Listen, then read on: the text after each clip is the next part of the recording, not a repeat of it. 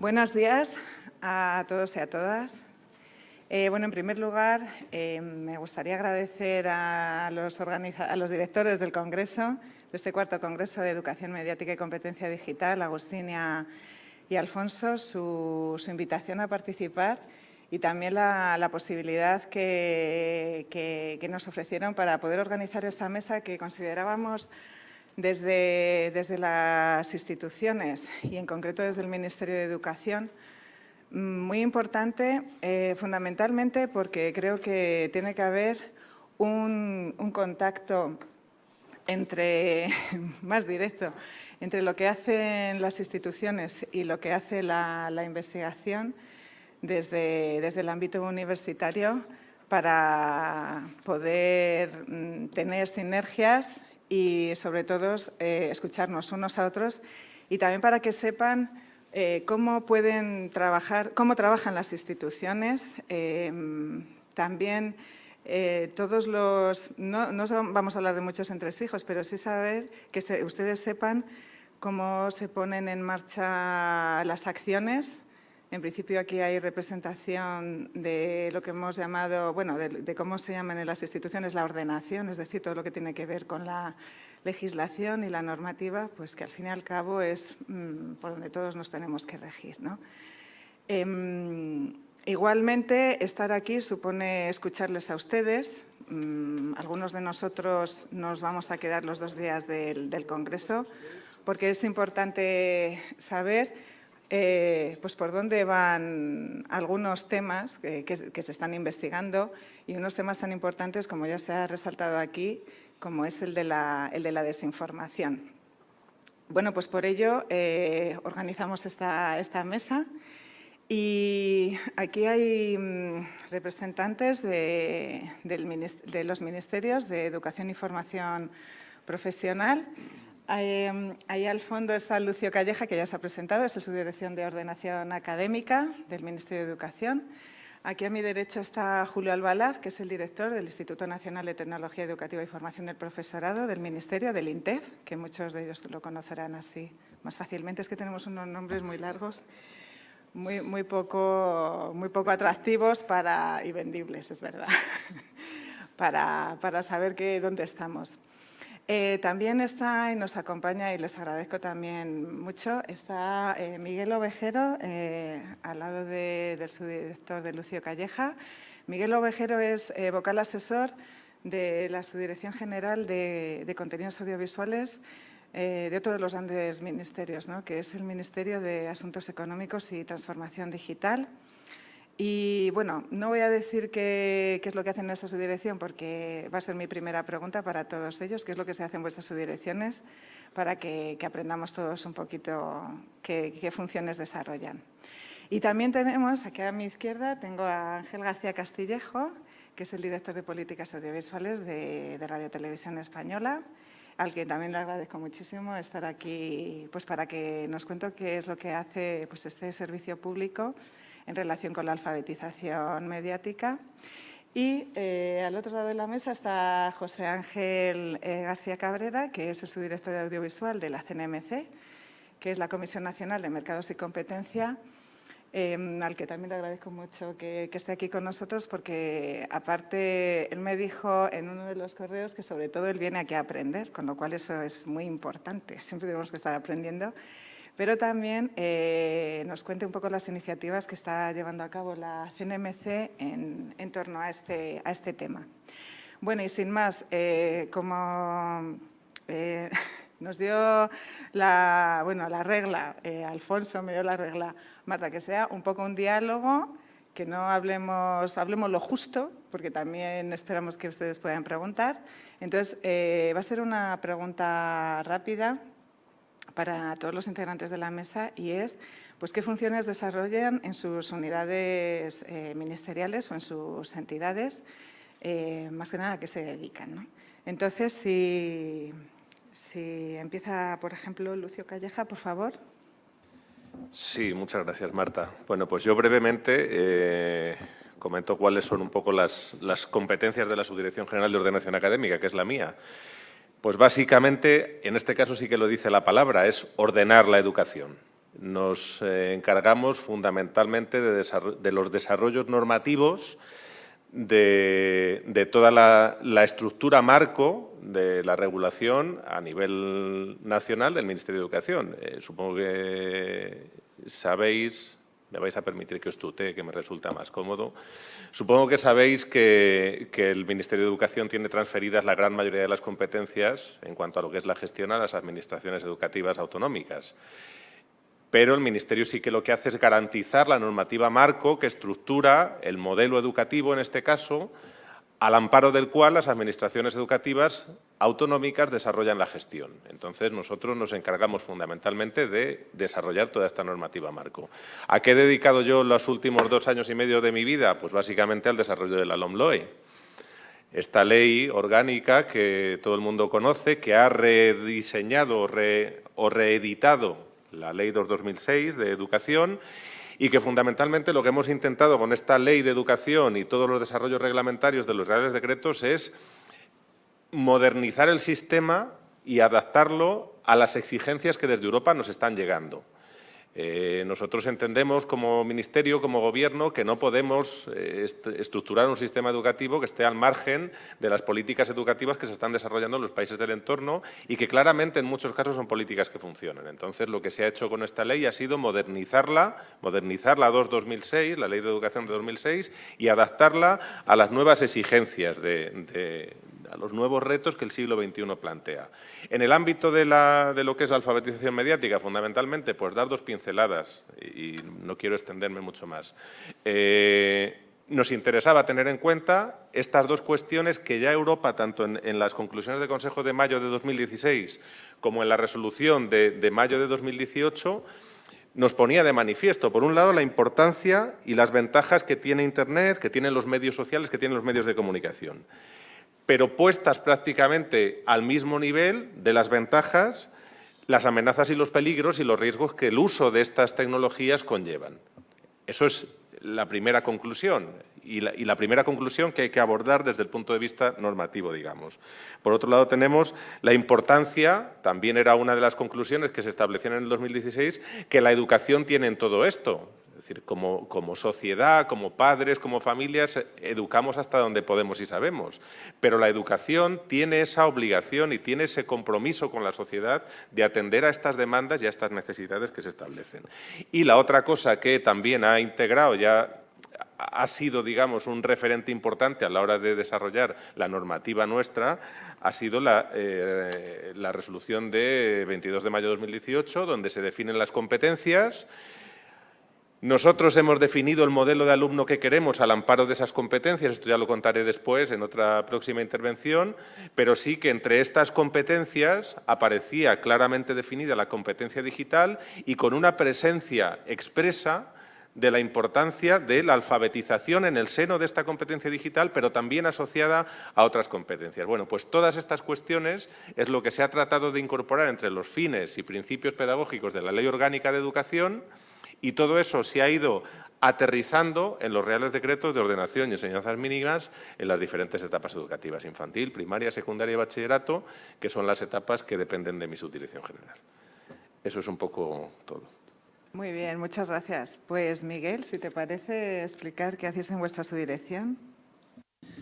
Bueno, muchas gracias a todos. Bueno, es un placer poder estar aquí en este Congreso de Alfabetización Mediática.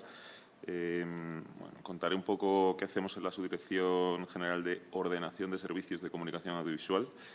Compartimos ese nombre de la ordenación. Y básicamente la subdirección a día de hoy tiene 2 grandes funciones. Tiene, por un lado, el fomento de todo el sector audiovisual, el fomento de la producción audiovisual en lo que se ha dado en llamar el Hub Audiovisual, el Spain Audiovisual Hub, perdón.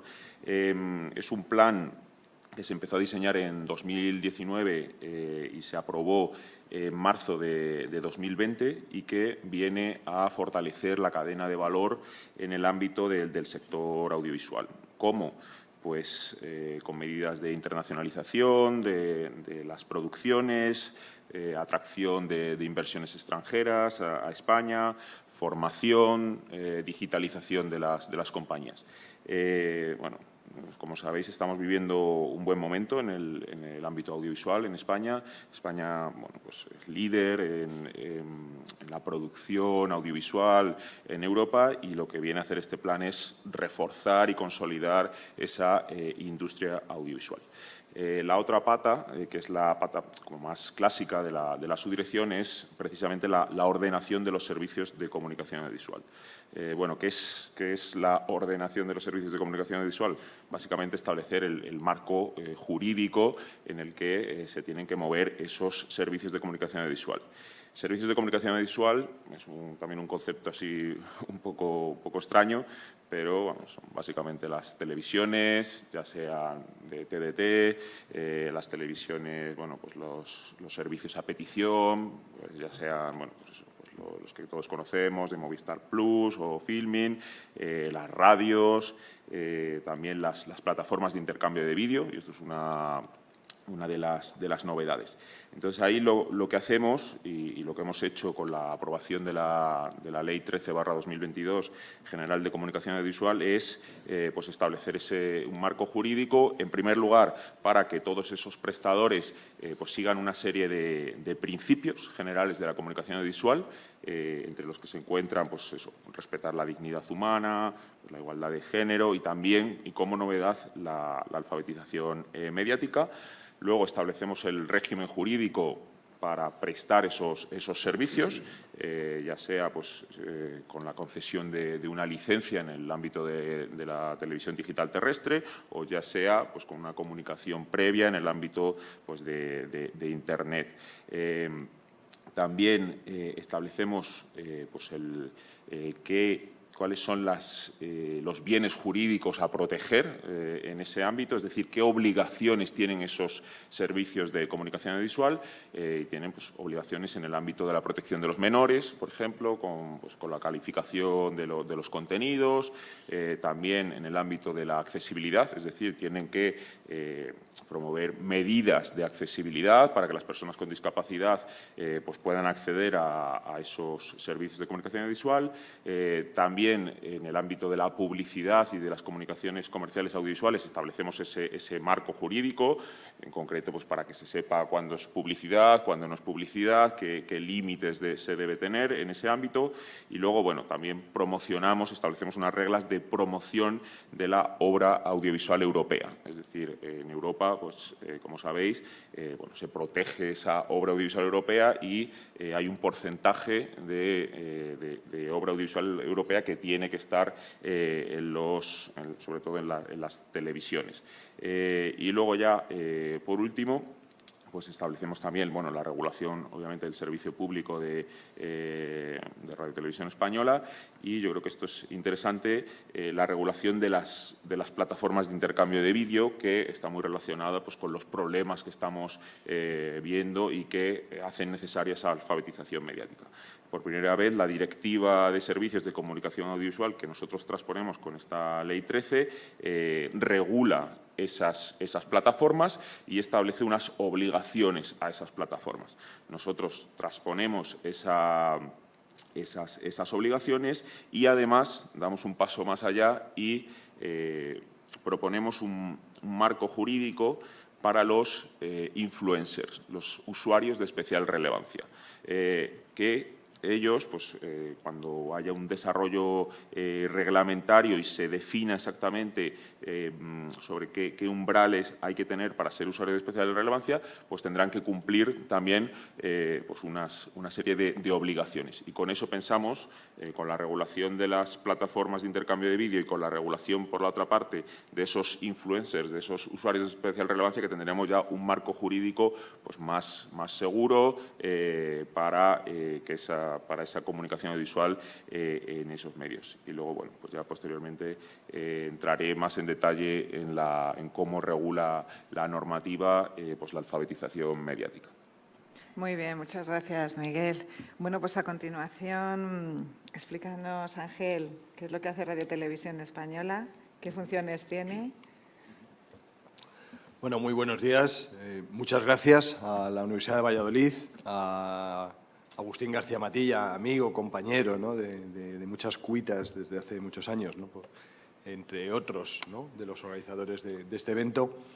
Y dichos los agradecimientos, que yo creo que son obligados, comentar que, bueno, Radio Televisión Española somos el prestador del servicio público de comunicación audiovisual de ámbito estatal. Y como Radio Televisión Española y como prestador de servicio de comunicación audiovisual formamos parte de un sistema en el que estamos presentes muchas distintas categorías de prestadores, de operadores. Están las televisiones lineales, o sea, los servicios lineales, los no lineales, estamos los prestadores públicos, los prestadores comerciales, privados. Estamos en entornos como los no lineales, las plataformas de vídeo, de intercambio de vídeo, las redes sociales.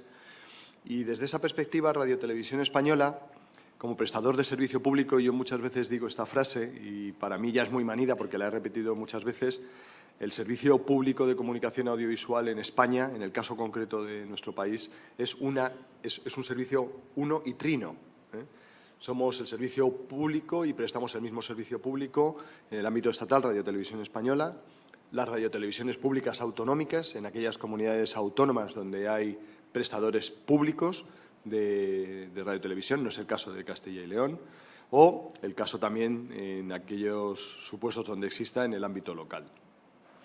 Como prestadores de servicio público tenemos unas obligaciones específicas que van más allá de las que a cualquier otro prestador que está sujeto a licencia, un prestador de servicio lineal de la televisión tradicional de toda la vida, hablaré de ello, como pueden ser los canales de televisión de A3 Media, de Mediaset, de todos los que se encuentran agrupados en el ámbito de UTECA, ¿no?, de la Unión de Televisiones Comerciales en Abierto. En el caso de Radio Televisión Española y del servicio público en general, derivado de lo que prevé la ley 13 del 22, la vigente Ley General de Comunicación Audiovisual, tenemos una serie de obligaciones adicionales específicas que nos caracterizan precisamente por ser los prestadores de servicio público. Obligaciones que en un momento dado no son exigibles a un prestador privado, a un operador privado, que se debe en última instancia al conjunto de la sociedad porque utiliza, en el caso de las televisiones lineales, las que se difunden por ondas hercianas, por el espectro radioeléctrico, que utilizan, por lo tanto, el dominio público radioeléctrico, tienen una serie de exigencias derivadas de la prestación de este servicio, que está calificado como de interés general, pero que, en el caso de las televisiones privadas, de los medios de comunicación audiovisual de titularidad privada, se deben, no nos engañemos, a sus accionistas, a sus juntas generales, a sus obligaciones de cara a aquellos que han invertido, ¿no?, en estas empresas. Y estamos en una sociedad como la española, que se mueve en un contexto de libre mercado y, por lo tanto, no nos engañemos. Cualquier televisión privada legítimamente aspira a generar los máximos rendimientos derivados de la explotación de su modelo de negocio.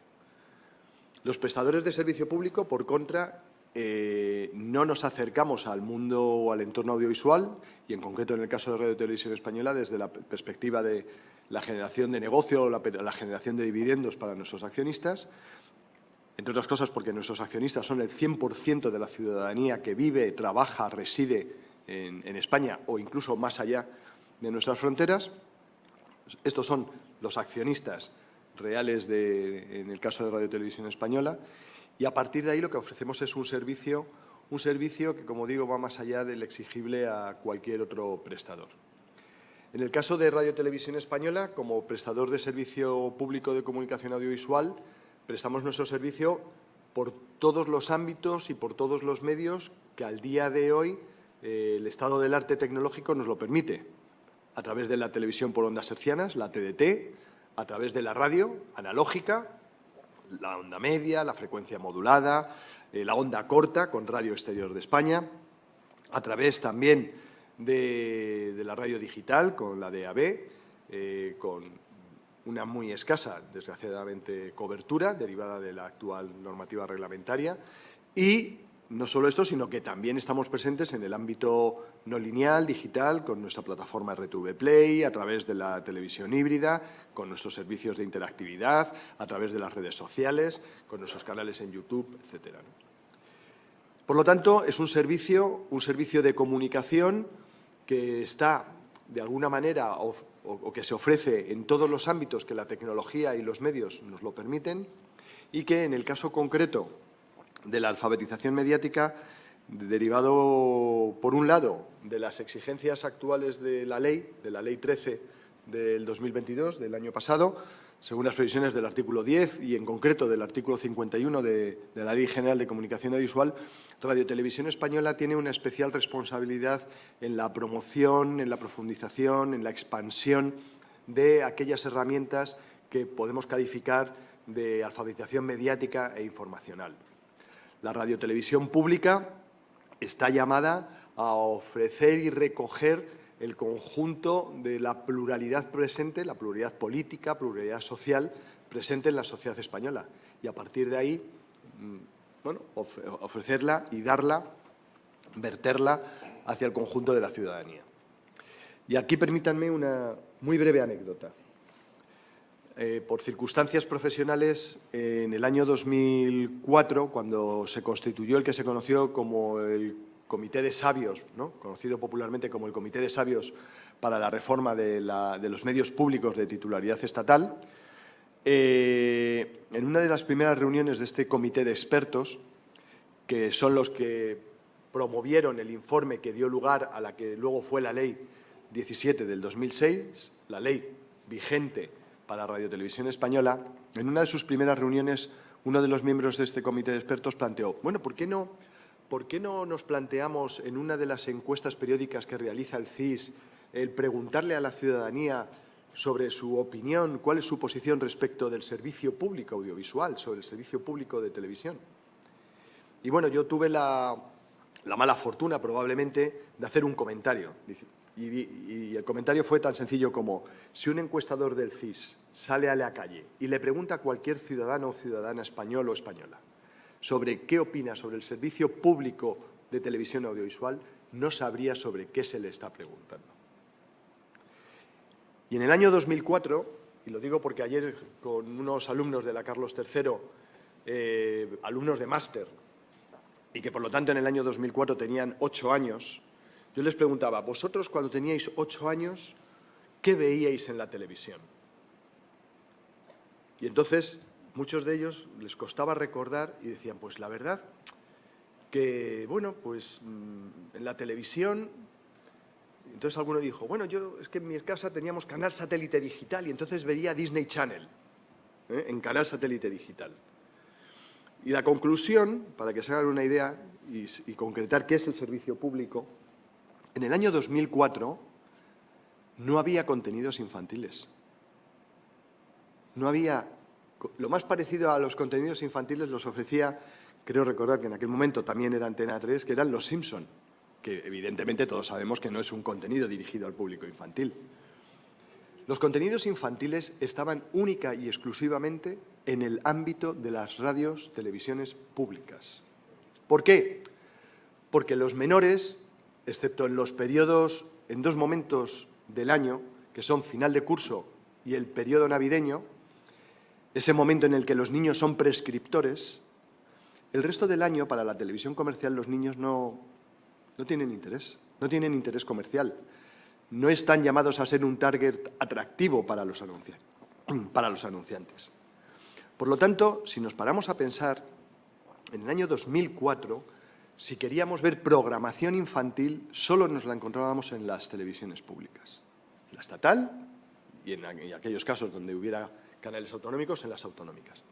Eso era, en ese momento concreto, servicio público puro, el ofrecer contenidos infantiles. Y a partir de ahí, educar, formar, entretener y a través del entretenimiento también educar, formar en valores. Eso es una parte esencial de la prestación del servicio público y en el ámbito concreto también de la alfabetización mediática. Es por ello que desde Radio Televisión Española se hace un esfuerzo, y que se concretó, por ejemplo, ya en el año 2005 con la creación del canal Clan TV, un canal dirigido específicamente y que alcanzó un éxito tremendo a nivel español y a nivel mundial en lo que se refiere a canales infantiles en televisión en abierto, hablo de aquel momento y luego su evolución hasta el día de hoy. En Radio Televisión Española, aparte de las acciones concretas con distintas universidades a través de cátedras específicas para el trabajo en el ámbito de la alfabetización mediática, a través de la inserción del trabajo de Radio Televisión Española derivado de su mandato marco en proyectos concretos con el Ministerio, con la Administración, en el ámbito de la alfabetización mediática e informacional, en el ámbito de la lucha contra la desinformación y defensa de la veracidad, o también en el ámbito concreto de la difusión de contenidos y la formación en el uso y desarrollo de herramientas de alfabetización mediática, ya sea a través de los canales específicos como Clan TV o a través de las plataformas digitales como RTV Play, Play Z, todo el proyecto de Generación D, Generación Digital, ya en el marco, ¿no?, de los programas y de los fondos Next Generation, venimos desarrollando en este momento concreto distintas acciones encaminadas al fomento de la alfabetización mediática e informacional en nuestro país. Muy bien, muchas gracias, Ángel. Pues es que ya has contestado la segunda pregunta. Pero seguiremos, luego seguiremos. profundizaremos Vas a luego en contarnos ella. más cosas, fenomenal. Muchísimas gracias. Bueno, y ahora aquí a la derecha, Julio Albalaz, ¿qué hacéis desde el INTEF en relación con el tema de… Bueno, no, primero, ¿qué es lo que hace el INTEF? ¿Quiénes sois? Eso es. Lo primero de todo, intentar que no me quede sin voz. Ayer a estas horas no podía hablar, le dije a Marta y le mandé un mensaje de WhatsApp y no sé si ya aguantaré toda la mesa. Muy brevemente, a diferencia de lo que decía Lucio, el INTEF, que es el encargado de gestionar la parte de digitalización y de la formación del profesorado, no tiene competencias en el resto del territorio español, excepto en Ceuta y Melilla, que es donde nosotros tenemos las competencias de gestión, ¿no? Entonces, realmente, todo lo que hacemos sobre la formación del profesorado y digitalización no tenemos posibilidad de entrar en los centros porque no son nuestros, sino que todo lo referido a eso está en manos de las comunidades autónomas. Así que tenemos un papel muy bonito, parecido al de a la subdirección donde está Marta, de coordinarnos con las comunidades autónomas. No podemos ninguna capacidad de ejecución, por lo tanto, todas las decisiones que tomemos tienen que ser consensuadas. ¿Y a qué nos dedicamos? Antes lo ha señalado el delegado territorial. Nosotros estamos en dos grandes ámbitos, ese de la digitalización y este de la formación del profesorado. Y en el de la digitalización, como señalaba antes Ángel, el marco, lo referido a los fondos europeos, ha llegado una enorme masa de fondos europeos para digitalizar el sistema educativo español y nosotros tenemos ese papel de coordinarnos con las comunidades autónomas. Pero coordinarnos de una manera eficiente, por lo tanto, tiene que ir por dos ámbitos. Uno es la parte que nosotros decimos del cacharreo, la parte tangible, la parte de llegar pantallas y equipamiento a los centros, pero sin que vaya desacompañado de esa formación de los docentes, de esa competencia digital de los docentes, y de ahí el título tan interesante para nosotros. Cuando Lucio señalaba el desarrollo del currículo, se repartió dentro del Ministerio por diferentes competencias y al estar nosotros encaminados en el tema de la digitalización, desde el INTEF organizamos la parte de la competencia digital, ¿no? Y lo mismo, se desarrolló en esa serie de reales decretos. Y además que desarrollar esa competencia digital de los alumnos, nos centramos en la competencia digital de los docentes. Y otra vez, fruto del acuerdo con las comunidades autónomas, llegamos al cabo de un año entero de trabajo con ellas a publicar un marco de competencias digitales docentes que sirva de referencia para marcar esa formación de los docentes e incluso no solo marcar esa formación, sino incluso acreditarla. Y como al final, como nos ocurre muchas veces en el caso de Marta o en nuestro caso, somos un saco sin fondo dentro del Ministerio, entonces cuando no saben qué hacer, pues si tiene visos de estar relacionado con la digitalización nos queda a nosotros, así que tenemos relación con los compañeros de Economía, con la Secretaría de Estado de Digitalización, con Televisión Española, como señalaba Ángel, nosotros coordinamos con ellos la parte del programa de Aprendemos en Clan y otro programa que es La Aventura del Saber. Y antes estábamos comentando pues, que a través de grupos de trabajo de la Agencia Española de Protección de Datos, referidos a redes sociales e Internet, también estamos en contacto con la CMC, o sea que no nos aburrimos. Muchas gracias, Julio.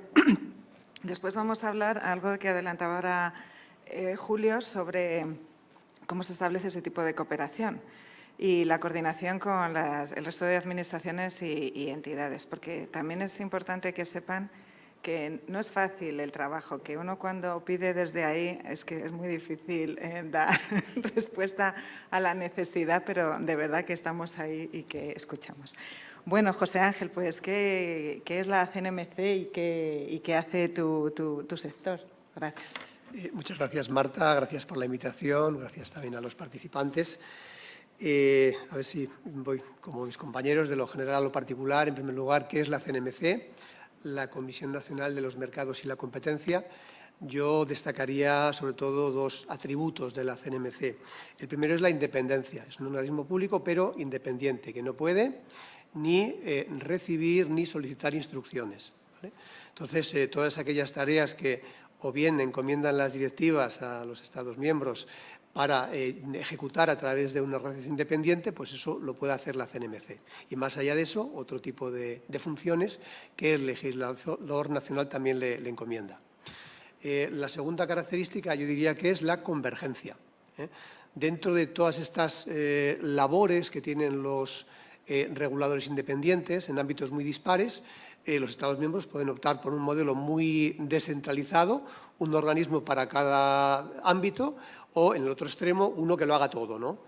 No hay, yo creo, ningún país que esté en ninguno de los dos extremos, pero en España estamos más próximos a ese regulador con un elevado nivel de convergencia. Entonces, la CNMC es en un 50%, digamos, regulador de competencia, y en otro 50% regulador multisectorial con 6 sectores: energía, transporte, ferroviario, aeroportuario, telecomunicaciones y audiovisual.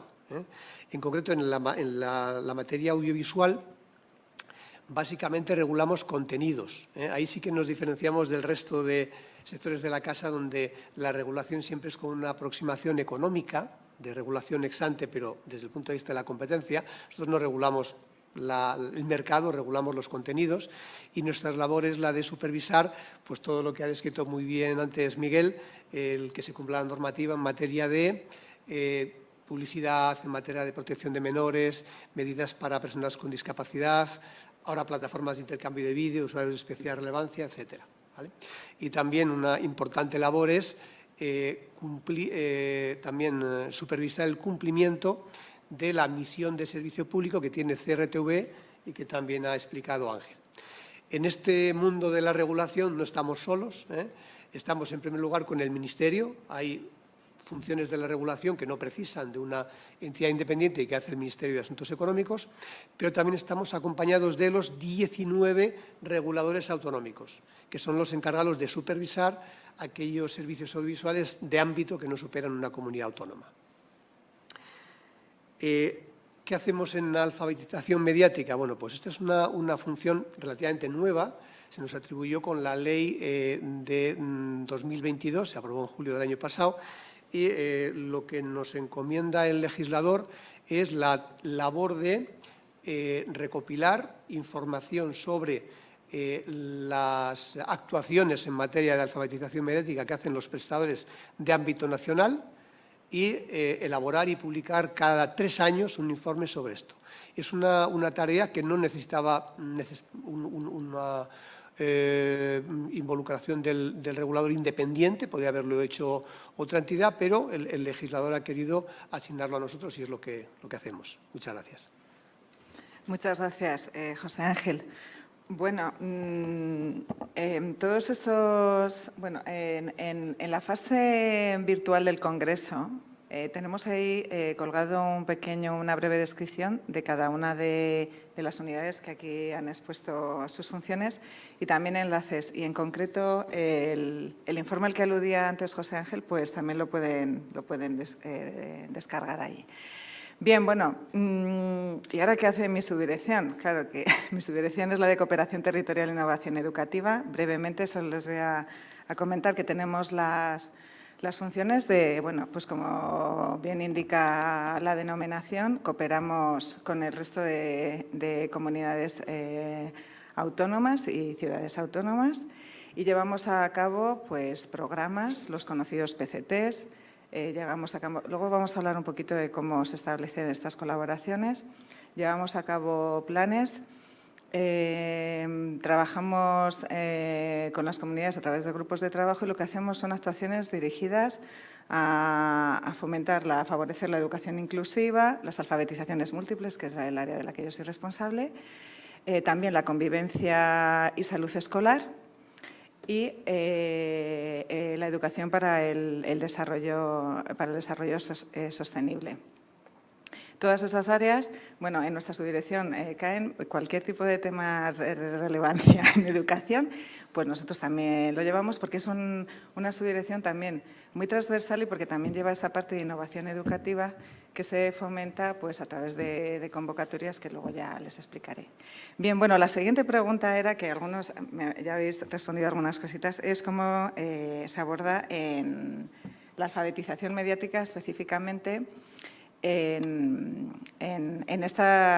cada una de estas subdirecciones y lo que se ha propuesto desde los ministerios y otras entidades. Entonces, Lucio, yo creo que aquí es muy relevante hablar, ¿no?, que en la legislación aparece, además, nombrada explícitamente la alfabetización mediática informacional. Entonces, ¿en dónde aparece? ¿En qué enseñanzas?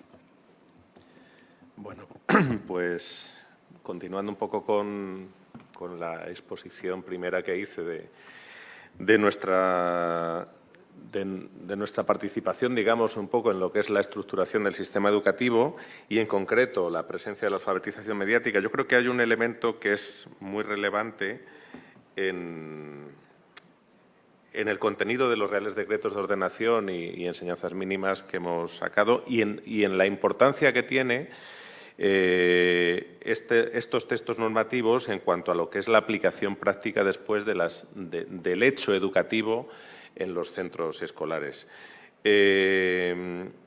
Decía antes, y insisto en el tema, de las competencias distribuidas que están en las comunidades autónomas. Pero es verdad que el Ministerio tiene la capacidad, el Ministerio de Educación, de establecer ese marco que asegura la presencia de determinadas actuaciones y determinados contenidos en todos los currículos que se llevan a la práctica en las aulas. Cuando nosotros estábamos trabajando en estos Reales Decretos y se hablaba de que si el Ministerio había quitado o había puesto cosas en los contenidos o había hecho en los currículos, perdón, o había hecho currículos que eran mucho más fáciles que los de antes, que no se trabajaba el esfuerzo, que se habían eliminado cosas. Realmente la circunstancia no era tal. Nosotros no estábamos publicando unos Reales Decretos de currículo, nosotros estábamos publicando unos Reales Decretos de enseñanzas mínimas que tenían que ser complementados por los decretos autonómicos, que son los que realmente desarrollan los currículos. La responsabilidad que el Ministerio tiene, dependiendo de si hablamos de comunidades con lengua cooficial o sin lengua cooficial, es que el Ministerio en esos Reales Decretos de Ordenación y enseñanzas mínimas asegura el 50% de los contenidos en las comunidades autónomas con lengua cooficial y el 60% en las de sin lengua cooficial, pero ese porcentaje restante ha de ser complementado por los decretos de las comunidades autónomas. ¿Qué es lo importante que creo que tiene respecto al tema de la alfabetización nuestros Reales Decretos? Pues que por primera vez recogen de forma expresa en esos contenidos mínimos que han de ser incorporados en todos los decretos de todas las autonomías la referencia a la alfabetización mediática, la referencia a la competencia digital y, además, esta competencia digital aparece también recogida en lo que nosotros hemos determinado el perfil de salida, que este es uno de los elementos más relevantes de esta nueva ordenación. Os explico brevemente para que entendáis qué es el perfil de salida. Nosotros, cuando nos pusimos a elaborar los decretos de currículo, dijimos lo primero que tenemos que saber es a dónde queremos llegar y a partir de ahí construimos un modelo de sistema educativo que nos permite ir creciendo o ir acercándonos hacia ese objetivo.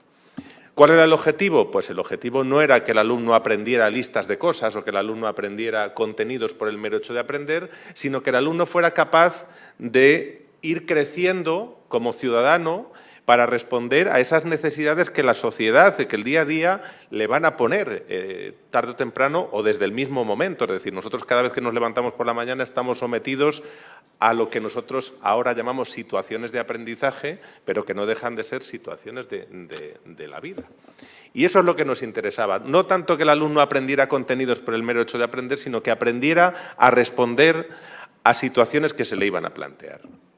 Bien, ese modelo de alumno, ese modelo de ciudadano, lo definimos en términos de competencias y esas 8 competencias clave las definimos en este perfil de salida, no solo definidas como tal, porque ya aparecían en la resolución de Europa, sino adaptándolas a la situación del país, a la situación de lo que son los alumnos entre 16 y 18 años y entendiendo cuál es el grado de adquisición de la competencia lingüística, competencia plurilingüe o competencia digital que yo quiero que el alumno sea capaz de desarrollar cuando termina sus estudios básicos, ¿de acuerdo?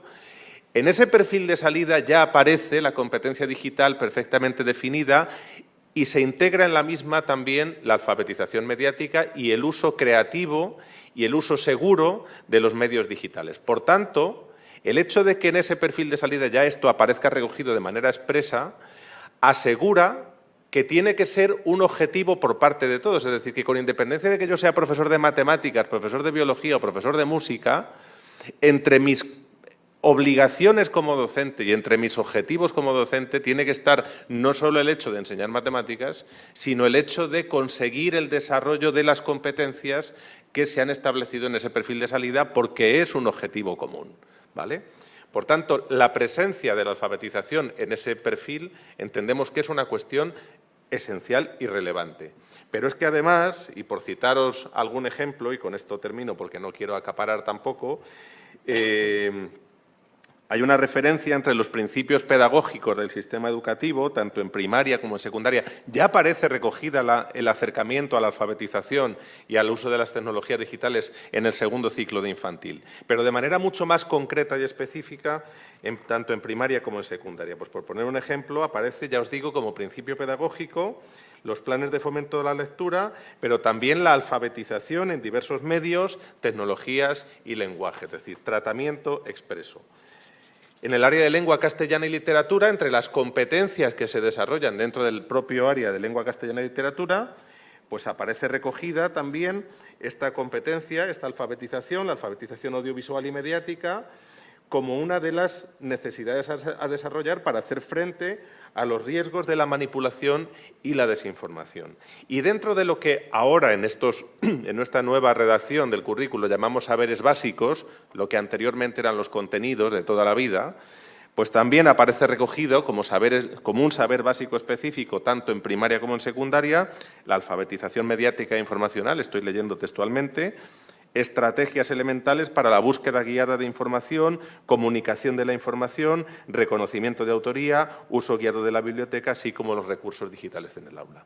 Por tanto, nuestra aportación, entiendo, desde un punto de vista estrictamente legal y de organización de las enseñanzas, es el haber asegurado la presencia de la digitalización, la presencia de la alfabetización y el garantizar que con la presencia real en estos reales decretos estamos obligando a que todos los docentes de todas las administraciones educativas tengan el decreto curricular que tengan y estén donde están comprometidos por el desarrollo de estos elementos mínimos que se recogen en los reales decretos. Bien, muchas gracias, Lucio. Miguel, vosotros en la ley que recientemente se aprobó, la de contenido audiovisual, la Ley General de Contenido Audiovisual, específicamente tiene un artículo 10, alfabetización mediática, ¿qué es lo que propone? Sí, bueno, pasando a analizar pues cómo regula la Ley General de Comunicación Audiovisual, la alfabetización mediática, pues debo decir que se hace una apuesta muy importante por la alfabetización mediática.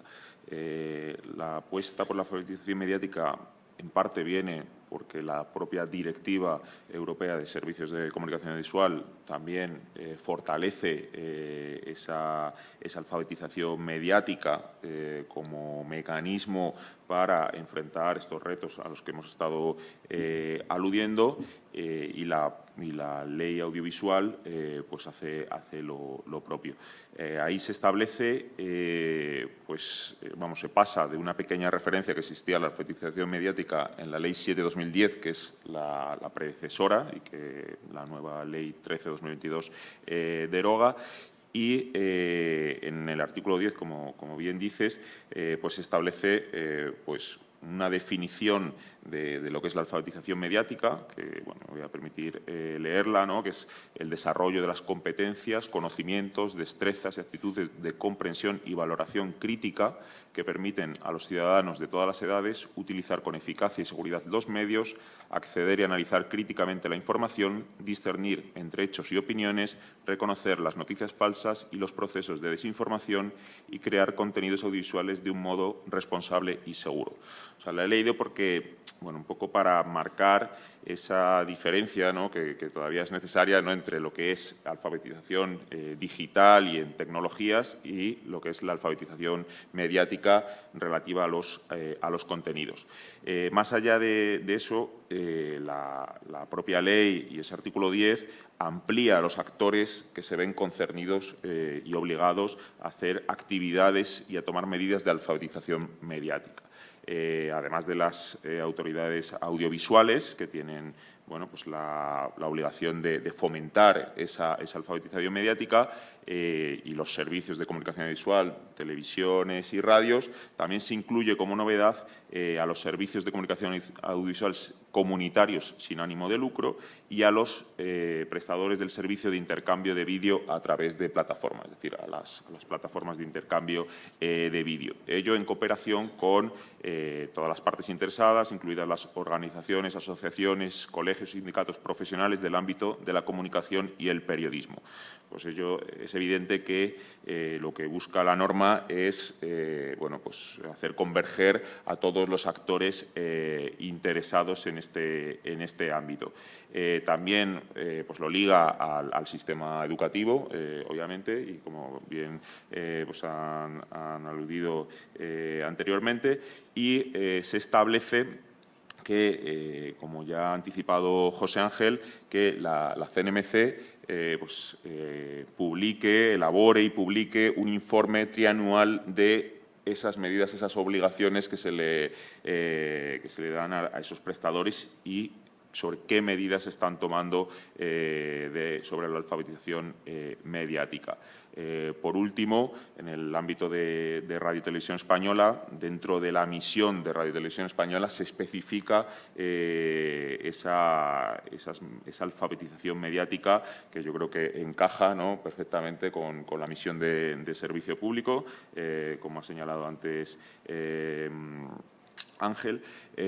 Y, por último, también se establece que dentro de los códigos de conducta que las autoridades audiovisuales, CNMC y el Ministerio de Economía deben promover, está el de la alfabetización mediática de la ciudadanía.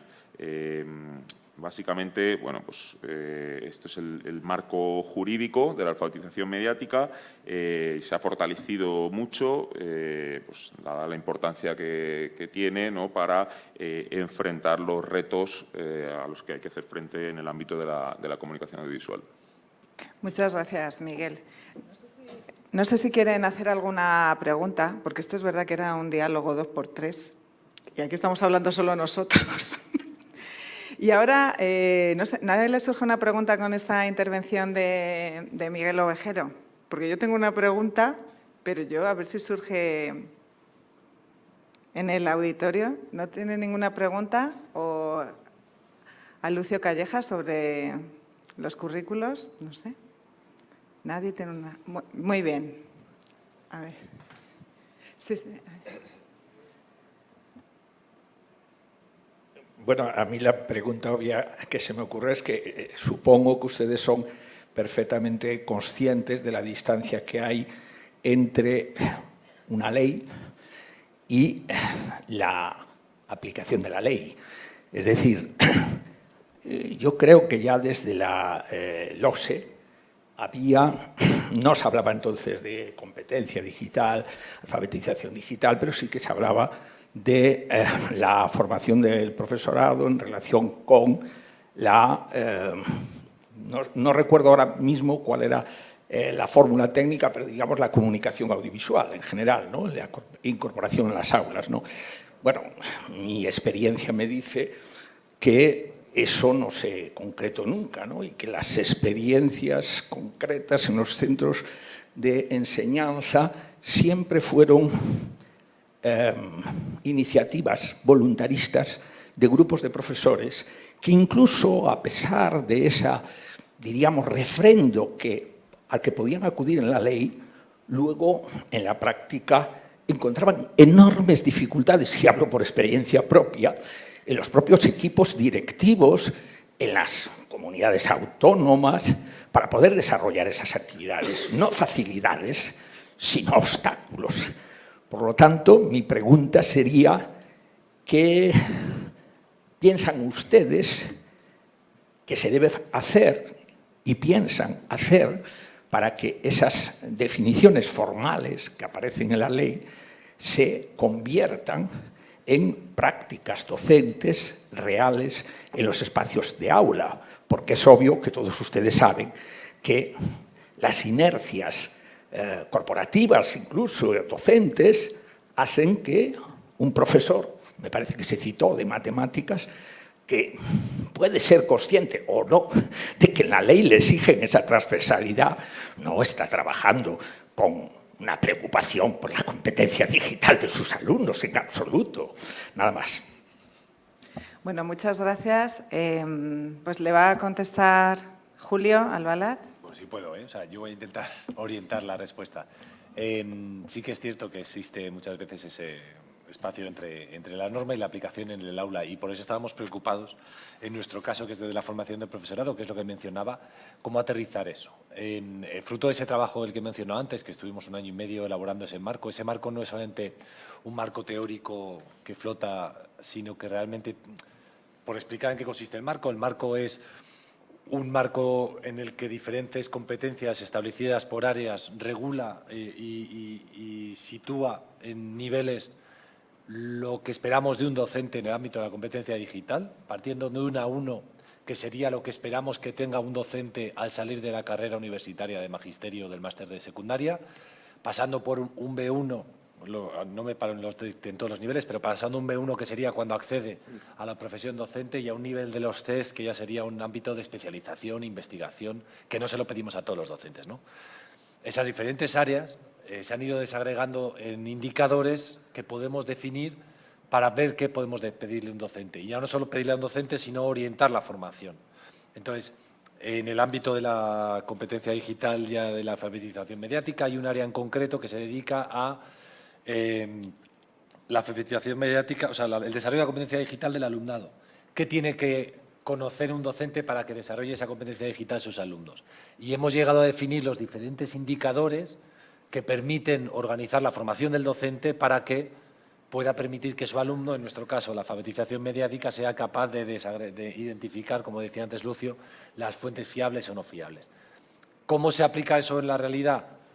Pues con la formación estructurada, antes lo decía el compañero de Castilla y León, las comunidades autónomas en sus centros de formación del profesorado crean cursos específicos para cubrir todas las áreas y competencias de la competencia digital de los docentes. Por lo tanto, habrá cursos específicos para que los docentes de todas las comunidades autónomas tengan conocimientos suficientes para que sus alumnos se adquieran esta alfabetización mediática.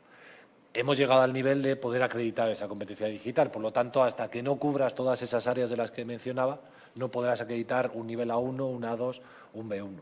Ahí sí que esperamos, como decía, aterrizar desde la parte teórica a la parte concreta a los docentes. Es un proceso de largo camino, porque entendemos que no cubrimos ahora esas necesidades en el ámbito universitario, por lo tanto, ya animamos a las universidades a que modifiquen sus estudios para que se adapten a ese marco y los docentes que salen con las titulaciones de magisterio tengan ese nivel básico, ese A1, y nosotros hacemos el esfuerzo. Lo mismo ocurre con los profesores. Ahora mismo los profesores no sabemos exactamente qué niveles tienen, pero esperamos que tengan ahora mismo una 2 de media, intermedio. Pero claro, queremos hacer el esfuerzo para que todos los docentes vayan avanzando a un nivel B1, que sería el mínimo que podemos exigir a los docentes que están trabajando en nuestras aulas. Gracias, Julio. Quizá para completar, Lucio, puedes hablar, y quizá también yo creo que hay que apuntar la parte de la autonomía que tiene el centro para desarrollar iniciativas que gracias a la LOMLOE pues que puede hacerlo. Sí, yo muy brevemente, porque estoy absolutamente de acuerdo con lo que comentabas de la gran distancia que hay entre lo que es una norma, una ley, y lo que es la aplicación, más cuando estamos hablando de que esto requiere un cambio de mentalidad muy grande y que yo creo que es lo más importante, por encima de cuál sea esa temática transversal, digamos, por ponerle un nombre. Lo más importante de todo esto es que cuanto antes seamos capaces de hacer calar en el docente que lo que cambia tiene que ser la mentalidad y que uno no es solo y exclusivamente maestro de matemáticas o maestro de ciencias naturales, sino que uno es formador integral del alumno, en tanto en cuanto eso se pueda hacer, la cosa irá mejor. Julio hablaba de formación. Yo hablo también del apoyo que en principio desde Ordenación Académica, también en colaboración con el INTEF, estamos llevando a cabo en cuanto a la publicación de materiales de apoyo para que sustenten un poco la aplicación efectiva del currículo. Estamos haciendo y estamos publicando en la plataforma del INTEF modelos de situaciones de aprendizaje constantes. Esas situaciones de aprendizaje están pensadas ya desde un punto de vista metodológico más allá de lo que es la mera materia. Se están organizando situaciones de aprendizaje incluso interdisciplinares, de forma que lo que hacen es la necesaria imbricación de contenidos, no solo dentro de una propia materia, sino con otras materias. Si todo esto progresivamente va calando en las aulas, si apelamos además a lo que decía Marta ahora mismo, que la LOMLOE está favoreciendo fundamentalmente la autonomía de los centros y la autonomía de los docentes, por eso un poco se ha abierto también todo este tema cuando hablábamos de que la ley no cierra los criterios de promoción, los criterios de titulación, que la ley deja abiertas la definición de los saberes básicos. Precisamente la ley lo que está buscando es que el docente sea capaz de responder a la realidad que tiene y aplicar y enseñar aquello que es necesario enseñar con los alumnos que tiene delante, garantizando, eso sí, siempre que cubrimos unos mínimos. Esto es un proceso lento, sin duda ninguna, pero yo creo que sí que se están dando pasos en la línea de favorecer que este proceso vaya siendo progresivamente integrado en las aulas. A mí no me preocupa cuando voy por toda España teniendo reuniones con inspectores, con profesores, directores y hablan, no, es que claro, no se puede aplicar la ley. Nadie pensaba que la ley entrara en vigor en el 3 de diciembre de 2020 y al día siguiente todo estuviera funcionando ya. Esto es un proceso de muchos años. Esto es un proceso de tiempo, pero que el ir dando pasos en esa dirección yo creo que ya es un éxito. Y lo que sí que tengo claro es que esto es un proceso de no retorno. Y en eso creo que los docentes ahí tenéis el pleno protagonismo. Muy bien, gracias. Sí, Sí, yo quería hacer una pregunta muy en conexión con la de mi compañero Miguel, porque bueno, yo estoy oyéndoles muy atentamente y valorando muy positivamente los avances que sin duda hay en la LOMLOE. Yo creo que todo el rato están utilizando la palabra obligación y yo creo que hay que cambiar un poco también el lenguaje, ¿no? Antes Lucio decía, tenemos que cambiar la mentalidad de los profesores y profesoras de este país, también la de los gestores y gestoras de este país, porque somos un país de reformas de arriba abajo desde hace mucho tiempo, que creemos que por poner en una ley las cosas ya van a funcionar, ¿eh? Y el papel lo resiste todo, pero el problema es luego los procesos y los contextos en los que hay que desarrollar eso. Y yo la información que tengo, que es creo que bueno, parcial pero completa, por un proyecto de investigación que estamos haciendo en Asturias con centros de secundaria, pues últimamente tenemos contacto con la mayor parte de los centros de secundaria y a la gente le está cayendo esta ley encima de un día para otro. Sabe perfectamente que primero y tercer curso de secundaria tienen que implantar la ley y crear las programaciones a la vez que están dando clases, y eso hace muy difícil que uno pueda estar reflexionando sobre cómo abordar la competencia digital o cualquier otra competencia de las que vienen en la ley, teniendo en cuenta que estamos hablando de centros y profesores que acaban de salir de una pandemia en la que han tenido que trabajar con los alumnos en unas condiciones muy duras. Yo creo que se conoce poco los contextos en los que se aplican las leyes y como ustedes todo el rato están diciendo que vienen a aprender, yo creo que habría que aprender a aterrizar esas leyes en los contextos en los que se tienen que aplicar y pensar más desde lo que los profesores saben que desde marcos que yo no digo que estén mal construidos, pero que desde luego tendrían que ver más desde la base lo que se hace. Gracias. ¿Queréis responder? Bueno, sí que me gustaría decir, como bueno, antes aludía a lo que es la cooperación territorial. O sea, nosotros en esto no estamos solos, sino que trabajamos en grupos de trabajo. Por ejemplo, la formación del profesorado se trabaja en un grupo de trabajo donde hay representantes de todas las comunidades autónomas, porque como bien decía antes Julio, nuestro ámbito de competencia, o sea, las competencias en materias de educación las tienen las comunidades autónomas. Entonces, incluso el marco de competencia digital docente es un acuerdo sectorial. O sea, y todas las comunidades autónomas estaban de acuerdo con ese marco que entre todas se hicieron.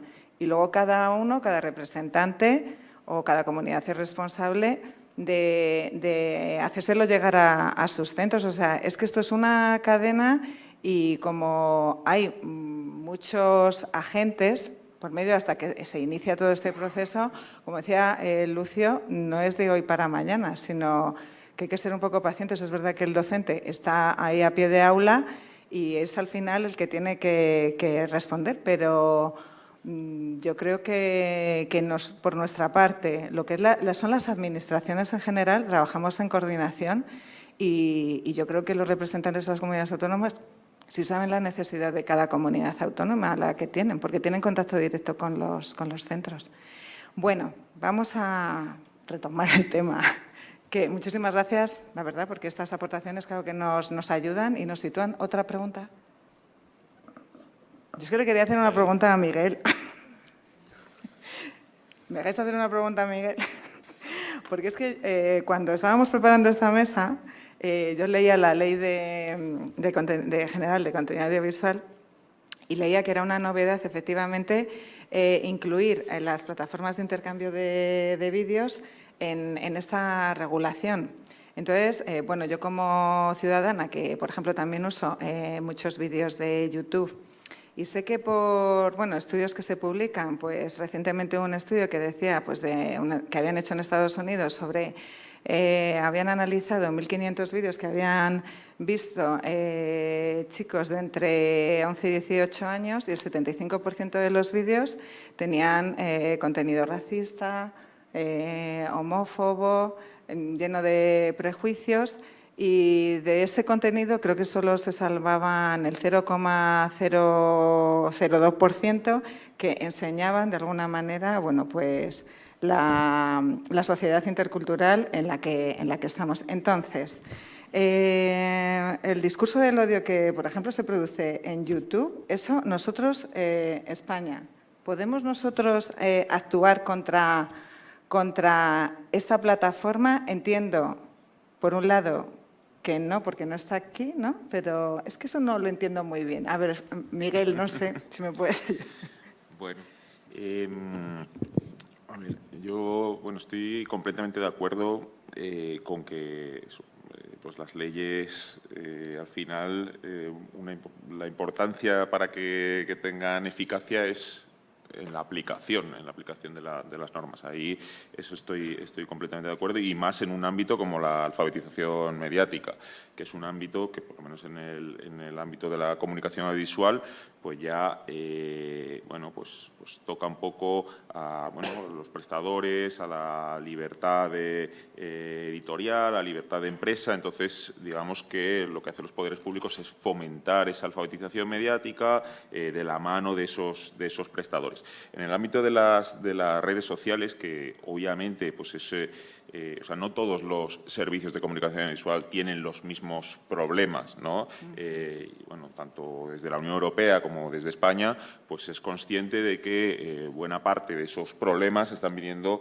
en el ámbito de las redes sociales, de las plataformas de intercambio de vídeo. Entonces, nosotros ahí, en el artículo 89, pues eso, establecemos obligaciones para que esos prestadores faciliten y pongan herramientas de alfabetización mediática que las den a conocer a los usuarios.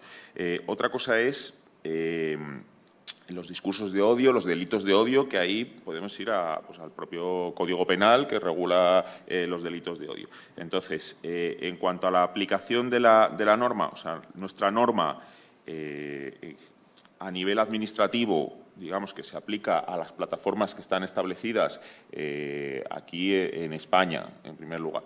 Luego, bueno, José Ángel puede complementar, ¿no? Porque sí que hay mecanismos que la CNMC pues dispone para, en aquellos casos en los que haya que superar ese ámbito territorial, ponerse pues eso, en contacto con otras autoridades audiovisuales de otros países, ¿no? Entonces, yo creo que hay que diferenciar, por un lado, el ámbito administrativo del ámbito penal y, por otro lado, pues la jurisdicción española, que es sobre las plataformas que están establecidas aquí en España, pero que, como puede complementar José Ángel, hay algunos mecanismos que se pueden utilizar para hacer frente a problemas que vengan de plataformas establecidas en otros Estados miembros. Ah, muy bien. José Ángel, Muchas gracias, Marta. Si queréis, primero en cuanto al contenido material de la pregunta, el tema del discurso de odio, la normativa audiovisual prohíbe esa incitación manifiesta al odio en términos muy parecidos a como los hace el Código Penal en su artículo 510.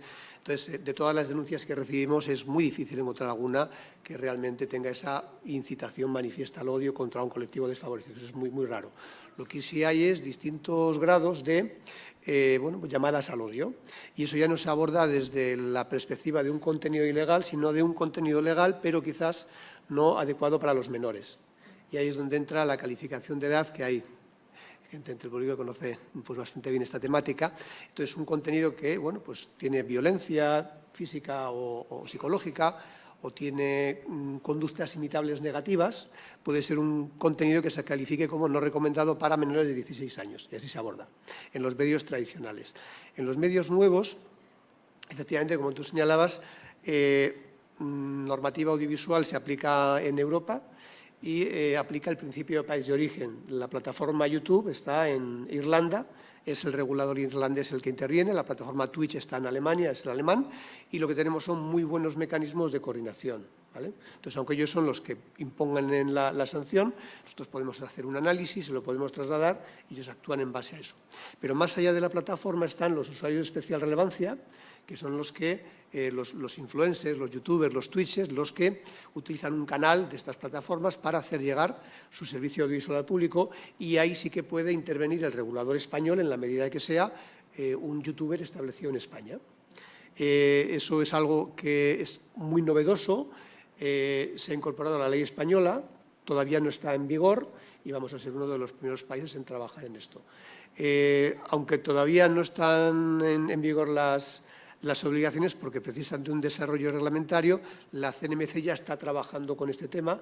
Llevamos ya algunos años analizando contenidos de YouTube, igual que analizamos contenidos de las teles tradicionales. Precisamente ahora estamos iniciando la ejecución de una asistencia técnica en la que vamos a pedir a una empresa que analice 500 horas de contenido de plataformas de intercambio de vídeos para detectar principalmente dos aspectos que son los que más nos preocupan. Uno, justo el que tú señalabas, que es qué calificación de edad merece ese contenido, ese vídeo, porque puede que no esté señalizado como contenido no adecuado y sea para mayores de 18, porque tiene presencia de alcohol, de drogas, desnudos, lo que sea. Ese es un ámbito que analizamos. Y otro ámbito que vamos a analizar es el de las comunicaciones comerciales. Normalmente estos agentes, por lo que hemos visto hasta ahora, pues no son excesivamente respetuosos con no emitir publicidad encubierta, señalizar las comunicaciones comerciales, hacer adecuadamente el emplazamiento del producto. Estamos trabajando para que cuando entren en vigor las obligaciones ya estemos preparados para poder actuar. Muchas gracias. Yo es una duda para los dos, porque hablamos de contenidos y hablamos, al final funcionan estas plataformas con algoritmos que lo que buscan es que dediquemos más tiempo, ¿no?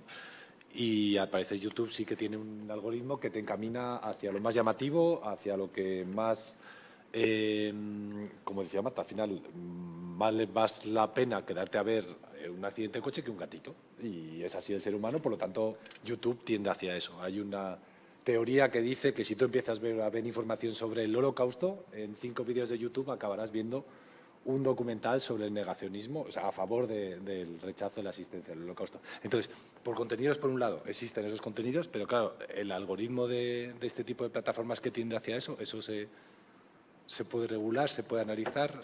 Pregunto, es lo mismo por el desconocimiento.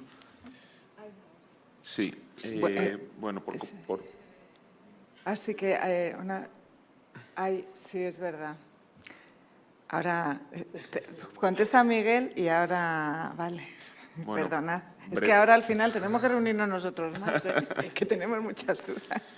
Bueno, brevemente, por eso, completar un poco la respuesta anterior. Digamos que las plataformas de intercambio de vídeo, una de sus características es que no tienen responsabilidad editorial sobre el contenido. Entonces, por eso, como contaba al principio, o sea, necesitas un régimen doble. Necesitas, por un lado, que las plataformas pues establezcan ciertas medidas, ciertos controles y, por otro lado, regular a esos usuarios de especial relevancia que son los responsables del contenido, ¿no? Entonces, eso es un poco la apuesta que hemos hecho, que es verdad, como decía José Ángel, que es algo novedoso porque a nivel de Unión Europea todavía no hay consenso en la regulación de los y cómo regular estos usuarios de especial relevancia. Entonces, nosotros hemos dado ese paso también, en parte por los informes del ERGA, que son los reguladores europeos y donde está la CNMC, y un poco la preocupación que hay en este ámbito, pues eso de que hay contenido de odio, que hay desinformación, etcétera. Hemos dado ese paso de bueno, pues regular también esa otra dimensión a esos usuarios de especial relevancia que cada vez se parecen más a prestadores de servicios de comunicación audiovisual porque llegan a mucha audiencia, tienen muchos ingresos y digamos que su actividad profesional está basada en eso y bueno, pues que se le aplique sobre todo pues el cumplimiento de esos principios de la comunicación audiovisual, la protección de menores y las comunicaciones comerciales. Luego en el otro la otra pregunta, pues es verdad que uno de los factores que amplifica los problemas de la desinformación y los discursos de odio son los propios algoritmos, ¿no?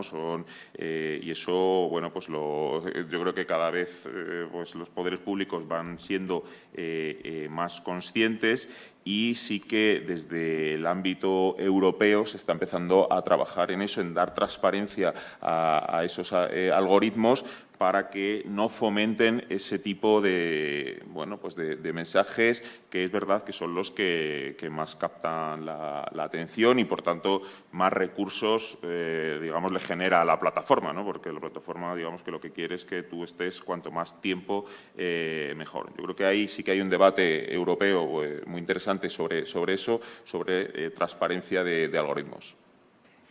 Muy brevemente, para complementar lo que ha dicho Miguel, para poder decir también, estamos en ello. Esto va más allá del ámbito audiovisual, ¿vale? No es un tema de un contenido, de un vídeo, pero en octubre del año pasado se aprobó un reglamento europeo que es el Digital Services Act, el DSA, que aborda precisamente esto. Entonces, se aborda, por un lado, la lucha contra los contenidos ilegales en Internet y, por otro, este tipo de cuestiones, que no es algo per se ilegal, pero puede ser peligroso. Entonces, eso se ve desde una perspectiva de análisis de riesgos, con auditorías y con medidas. Y lo que afecta en concreto a los algoritmos son los sistemas de recomendación, que están en ese listado de temas que hay que mirar, ¿vale? Eso entrará en vigor a lo largo de este año para las grandes plataformas. Son aquellas que tienen más de 45 millones de usuarios en término medio mensual, que las va a regular directamente la Comisión Europea a lo largo de este año, y en febrero del año que viene entra en vigor ya esta norma para todo tipo de agentes de Internet y donde ya entran también los reguladores nacionales. No necesariamente audiovisual, porque, como digo, es un tema horizontal de Internet. Genial. Bueno, muchísimas gracias y no podemos seguir hablando mucho más, pero nos quedaban unas preguntas pendientes. Buenos días. Paso de pregunta por aquello de no comernos el tiempo, pero sí dejar una reflexión, como estamos en universidad. La educación es cosa de tribu, entonces agradezco que la mesa sea plural, porque estamos hablando del profesor, pero también de la comunidad educativa, cuando es el ciudadano. Nos olvidamos de las familias, de los ayuntamientos, de la Federación de Municipios. Y dejaré, si acaso, un poco donde estamos haciendo estudio de caso, porque se han nombrado las plataformas, qué se sabe de lo mucho que está haciendo Filmin desde hace años con educación, qué se sabe de la última oferta que ha sacado a Contra colectivos, qué se sabe de lo que están haciendo muchos profesores para ese algoritmo, y luego se nos olvida casi siempre en estos eventos mencionar a la Inspección de Educación. Tienen muchas de las posibilidades y de las claves para que eso cambie. No nos olvidemos que los planes de lectura son una realidad incuestionable y un plan de alfabetización audiovisual o mediático solo es una ampliación, no es nada más. Sí, ese currículum tiene el apoyo de la comunidad educativa y de la Inspección de Educación, los grandes olvidados, pero los que tienen la llave de todos los centros educativos del país. Nada más. Muchas gracias. Es verdad, bueno, el plan de lectura con la LOMLOE es obligatorio para todos los centros, o sea que si estamos todos iniciando y estamos en ello, como ha dicho José, estamos en ello. Y la siguiente pregunta. Sí, bueno, en mi caso tenía varios comentarios que hacer, pero me voy a ceñir por temas de tiempo. En temas de certificación, sobre todo, te miro a ti en temas de INTEF, ¿vale? La certificación del profesorado en activo supongo que recaerá sobre la Administración, pero la certificación de ese nivel A1, que desde mi punto de vista queda bastante bajo, tendríamos que subir de los profesores y profesoras que están formándose, es decir, en los grados de educación primaria y de educación infantil. ¿Dónde recae esa certificación? Es decir, ¿vamos a tener las facultades de educación posibilidad de certificarlo o simplemente lo trabajamos y cuando entran en activo ya entran en el sistema y se produce esa certificación? Es que en nuestro caso se nos ha requerido trabajarlo, tenemos que poner un poco un mapeo, poner un poco patas arriba los planes de estudio, que se alinea también con lo que viene también, el cambio que viene o no viene, no sabemos. Pero claro, todo esto tiene que tener un sentido y bueno, al alumnado también darle un sentido de estamos trabajando esto porque lo vamos a certificar o no.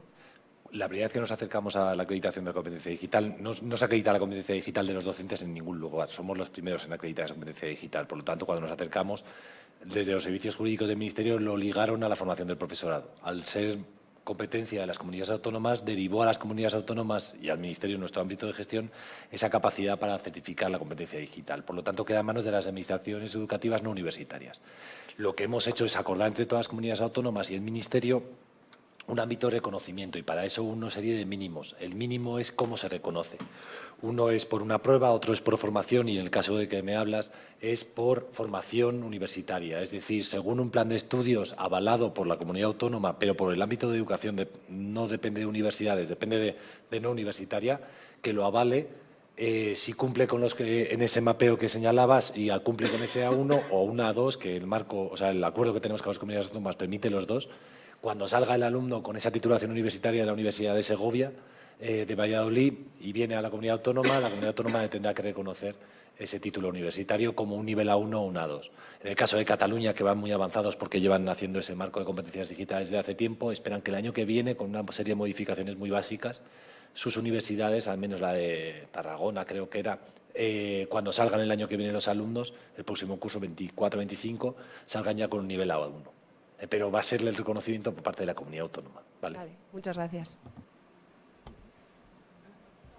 La última y cortita. Bueno, ¿qué tal? Soy Claudia, de Tierra del Fuego, Argentina. Y bueno, los escuché muy atentamente.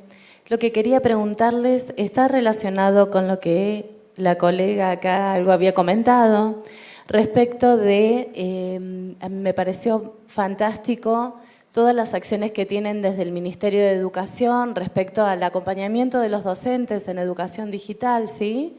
Para lograr también las competencias digitales, que inclusive dijeron que tenían recursos para las familias en sitios. Lo que yo quería consultar era, ¿qué pasa con los equipos de gestión? Porque acá hablamos de los docentes, ¿no? Hablamos de los docentes que tienen que llevar a cabo esta política educativa, que acuerdo plenamente, pero creo, y estoy convencida, porque, bueno, en el lugar del que vengo cumplo una función de supervisora de nivel inicial.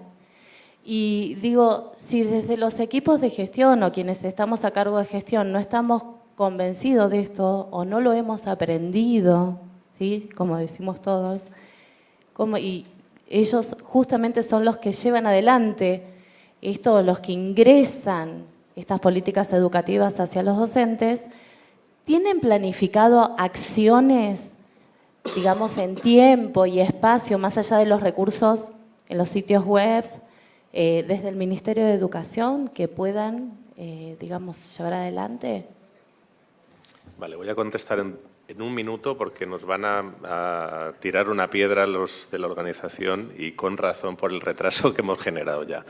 A ver, hemos hablado de los programas de cooperación territorial que están recogidos en la ley y que son las herramientas que desde el Ministerio de Educación se tiene para colaborar de manera coordinada con las administraciones educativas, que son las responsables, en aras a la consecución de lo que son los objetivos fundamentales de la educación. Por tanto, todos estos planes de cooperación territorial se están constantemente desarrollando. Ahora mismo tenemos una serie de planes impulsados ya y en años sucesivos se irán incrementando más. Y a partir de ahí, formación de equipos directivos, formación de los servicios de inspección. Yo me he pasado un año prácticamente haciendo formación con servicios de inspección de toda España. Seguimos en ello, estamos ahora mismo en colaboración con el INTEF preparando una formación específica para inspectores también, en cursos tutorizados dirigidos expresamente para estos inspectores y luego la parte también un poco coercitiva, que es lo que a mí me toca, es que tanto los servicios de inspección como los propios equipos directivos de los centros tienen como una de las atribuciones fundamentales el cumplir y hacer cumplir la norma que está recogida. Y entonces, en ese sentido, ellos son los primeros copartícipes de este hecho. Fin de mi intervención y creo que fin de la mesa. Bueno, muchísimas gracias. La verdad que me gustaría decir más cosas, pero Alfonso me está mirando muy mal. Así que, bueno, muchísimas gracias a todos por estar aquí compartiendo esta mesa y esperamos, por lo menos, que hayan aprendido algo de nosotros y nosotros ya también nos llevamos sus inquietudes pues para estudiarlas. Que disfruten del Congreso y gracias a todos.